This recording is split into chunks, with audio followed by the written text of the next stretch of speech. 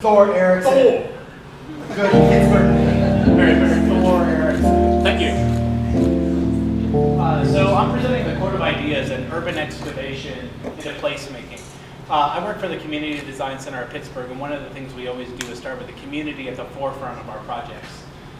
So I really wanted to get into this. Thank you for raising that for me. This really cool project that we started to work on, and I unfortunately did not really necessarily time my speech to my slides. So I wanted to go back to a little bit of history, which is really important. So in 1966, where a lot of this project actually came from, it started out of a design studio at a CMU called Architecture 2001, because it was at 2001 Center Avenue. So a lot of this, this whole project takes place in the Hill District. We became an organization in 1968 called the Pittsburgh Architects Workshop and turned into the Community Design Center of Pittsburgh in 1987. All of this, is to really, go into what placemaking and excavation is. So placemaking is really that moment, that place and time where we bring the culture and the assets of a community together to create this moment in time that is really impactful.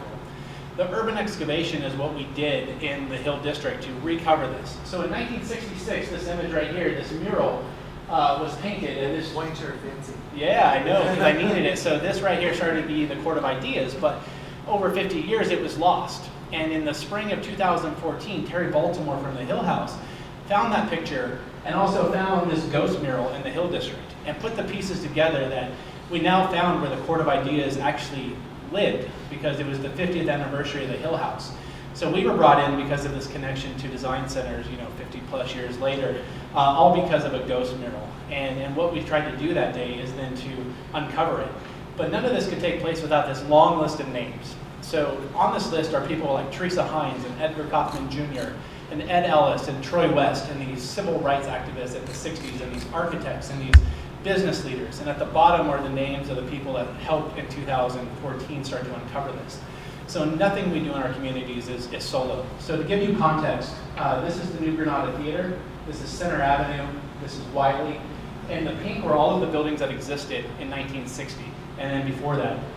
Today there's this building, the New Granada, where the Hill CDC sits, and 2 buildings left. So the rest of it is completely vacant through urban renewal and population loss that all left. On the left-hand side here is the New Granada Theater, and this slide is a photocopy of plans from 1966. So the image is not very great, but it was really powerful to understand that this was a design place, that the architects came together with the people to create a place that was for people. And one of the things that Troy West told me was that they built it out of concrete because they didn't want the city to take it. It needed to be a place at the 60s that was starting to be, removed from the hill. People were losing their civic places. They wanted to build this so that they had a place to sit. They had a place to congregate. August Wilson would come here and he would, lead speeches, and the jazz musicians at the time were all coming together. But at the time, this was a very dense urban place. So the way it was accessed were through these alleyways, these small passageways that connected center to this backside of this court. So the men of the time traveled on these precarious planks, hauling dirt in, hauling the bricks in, hauling the concrete in by hand in order to build this place that was going to be theirs. It took a really unique shape. So it was, concave space with stairs, because the natural topography in the Hill District right there called for this place that could be sunken. It was a place where people could sit, they could move, they could share these stories, and it was really this moment in time that was really exciting.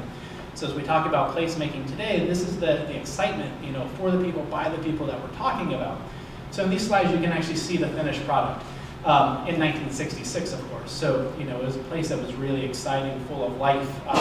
People from all different races and genders and, classes came together to have this moment so that they could talk about what was going on. Troy shared a lot of stories about the times and what was actually going on in the late 60s that I can't personally relate to, but this is one of those projects that has stayed with me from the time we did it, because the work I do was really with communities.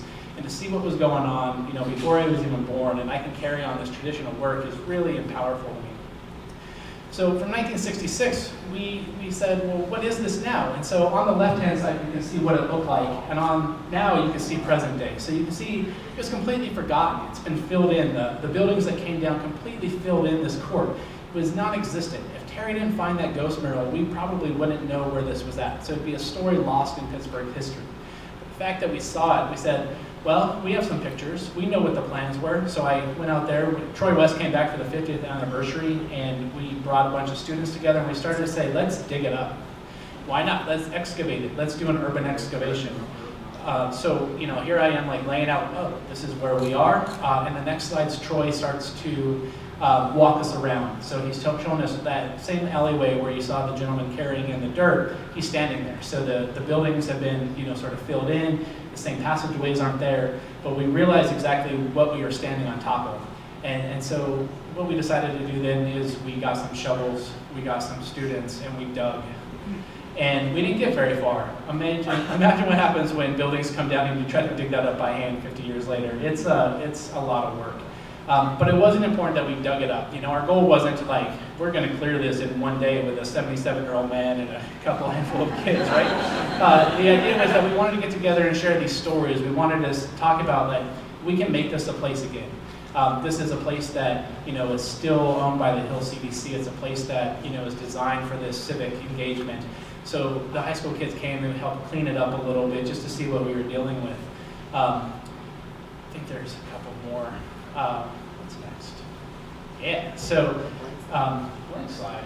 I don't know what that is, but essentially what we're working on now is, you know, what's next? How do we create this new place? So we do have a campaign we're starting. We're going to just call it #Court of Ideas right now. So I want to invite all of you in the next coming months to pay attention to that, either to come out to the Hill District and help us, you know, rebuild, or, you know, come out and help us, you know, fundraise for this next issue of placemaking. But that's the Court of Ideas.